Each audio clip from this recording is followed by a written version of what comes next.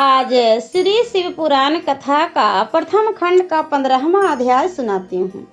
सूत जी ने कहा, हे ऋषियों, ब्रह्मा जी के वचन सुनकर नारद जी अत्यंत प्रसन्न हो प्रेम एवं सुख रूपी समुद्र में गोते लगाने लगे।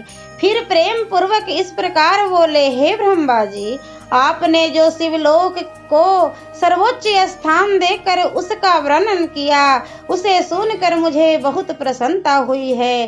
परंतु मेरे मन में एक संदेह उत्पन्न हुआ है। मैंने सुना था कि शिव जी का स्थान कैलाश पर्वत पर है तथा जो शिवपुरी में जाता है उस कैलाश की प्राप्ति होती है, न किसी अन्य स्थान की। इसलिए आप मुझे यह बतलाइए कि जो शिव जी कैलाश में निवास करते हैं, क्या वे वही शिव जी हैं जिनका कि आप वर्णन करते हैं अथवा कोई दूसरे हैं? नारद जी का यह प्रश्न सुनकर ब्रह्मा जी बोले, हे नारद, अब मैं तुम्हें सब हाल विस्तार पूर्वक बतलाता हूँ।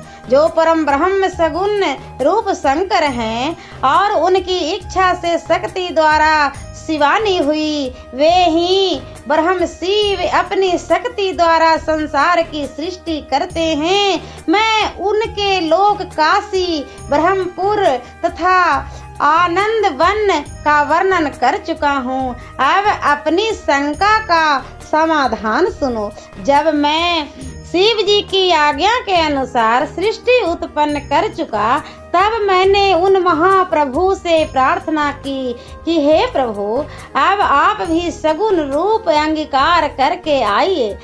यह सुनकर शिव जी बोले, हे ब्रह्मा, हम नियत समय पर अवश्य ही आएंगे। जिस प्रकार तुम हमारे नाम आदि देखते हो तथा जैसे हम हैं वह सब अपने अवतार में प्रकट करेंगे। शिव जी यह कहकर अंतर ध्यान हो गए। इसके पश्चात शिव जी निश्चित समय पर प्रकट होकर मेरी इच्छा की पूर्ति के लिए कैलाश पर्वत पर उपस्थित हुए तथा गौरी जी को अपने से पृथक करके स्वयं कठिन तपस्या करते हुए तरलोक का पालन करने लगे। अब मैं उस कथा का विस्तार से वर्णन करता हूँ जिस कारण शिव जी कैलाश पर्वत पर आए।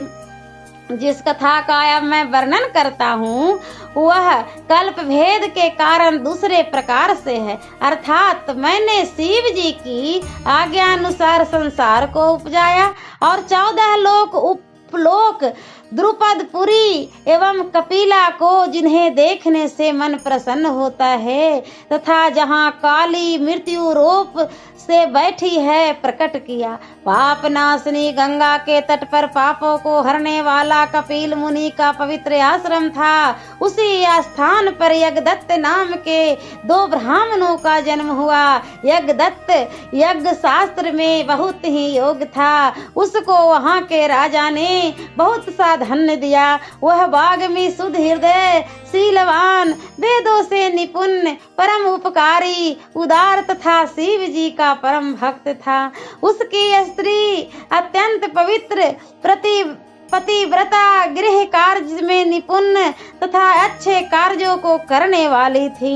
कुछ समय पश्चात उनके एक पुत्र उत्पन्न हुआ। उनका नाम उन्होंने गुणनिधि रखा।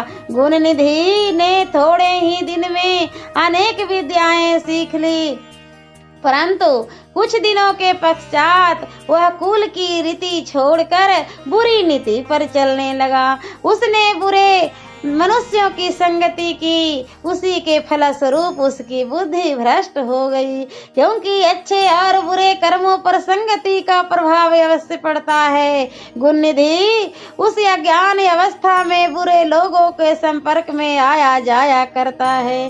धीरे धीरे उसके सब धर्म नष्ट होने लगे। वह वेदों के विपरीत कर्म करने लगा।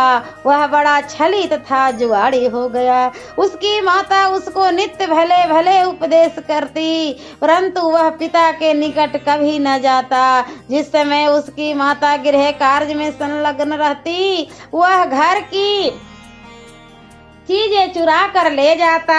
एक बार उसके पिता ने पूछा कि गुणनिधि कहाँ गया?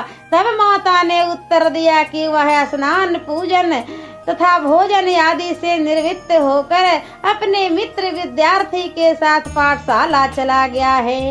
इस प्रकार उसकी माता ने उसके पिता से उसके अवगुण को छिपाया। हर हर महादेव। और मैं अगले वीडियो में प्रथम खंड का 16वां अध्याय सुनाऊंगी। अगर ये अच्छा लग रहा हो श्रोताओं तो मेरी कृपया कर मदद कीजिएगा, एक लाइक और एक सब्सक्राइब जरूर कीजिएगा।